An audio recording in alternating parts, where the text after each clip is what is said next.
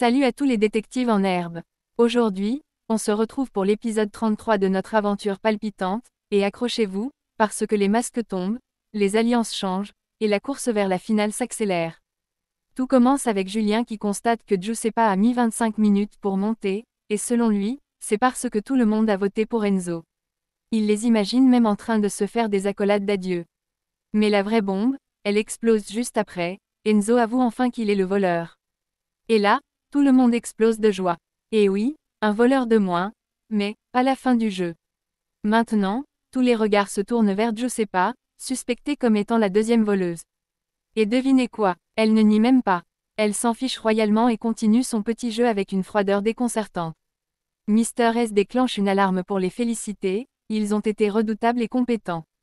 Et pour les remercier, il balance un indice spécial sur la première voleuse, le chiffre fétiche de Giuseppa, le 5, apparaît à l'écran. Heureusement qu'elle a toujours menti en disant que c'était le 8.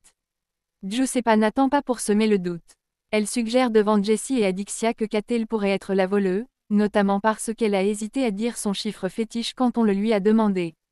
Mais attention, Mr. S annonce un gros changement. La première voleuse doit choisir un nouveau complice. Les cartes sont donc totalement redistribuées. Tout le monde file vers la Black Room, et la tension maximale. Certains comme Julien et Nicolo refusent catégoriquement de devenir voleurs. Mais Benoît, lui, est chaud bouillant. Il veut sa part des 20 000 €, et vite.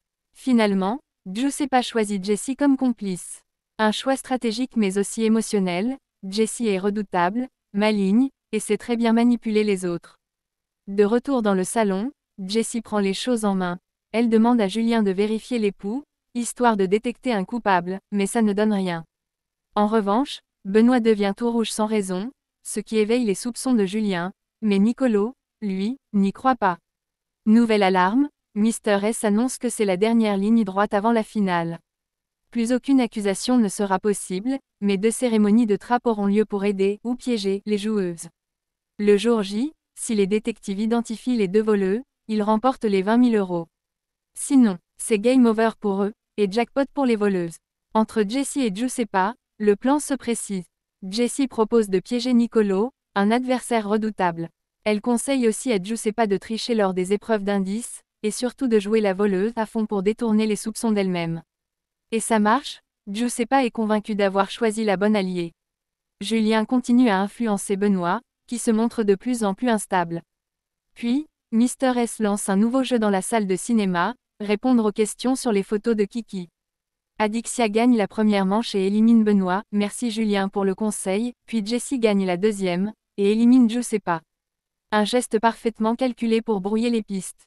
Et voilà, l'épisode 33 se termine sur un air de stratégie, manipulation et tension à son comble. Demain, la suite du jeu continue. Et attention, lors de la soirée des soupçons, Nicolo commence à pointer du doigt Jessie. Est-ce que le château de cartes va s'écrouler?